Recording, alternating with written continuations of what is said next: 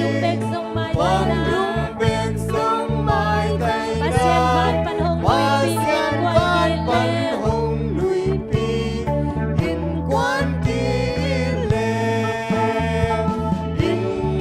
quan su ki le un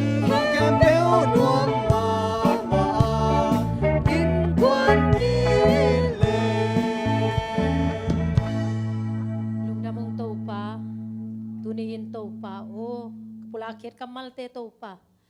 o nang mainang semila to pa kanunta na te wa kay mama kipan to pa athakin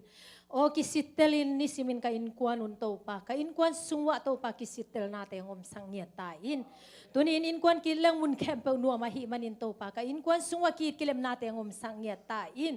tunin to pa kasakamal mawang to pa hana mabangin to pa lungsim tong to nang ma to ki hoden na tate ang hisang nyatain semol bangin to pa now pang no hitama sele nang maote na saksak mabang tunina kang no sa sisi kulambas pol pisungan nang maote kang no te nong sasang nyatain alam nang nang manasem na alam nang te musang nyatain pao tuni hipan ki hending kay manun kasi analam kalte wa ong kemin nang maom pinate nga sakin zan komyan nong bolsak na muna imut nuam takin kalub na tung tiad wa ong imusang nyatain jing sang tiang in to kin ihunte nuam takin kasat kim tian na diun pol pi kim to pa aneo pen palilian pen dong khallo nuam takin ong khanglo saktain lungdamung hunte nuam tak nong zo pi na te hang lungdam thu koin atakin nakut ko wan waya ki apin jesu khat beng min suanong ki ap ki kong to pa pasiano amen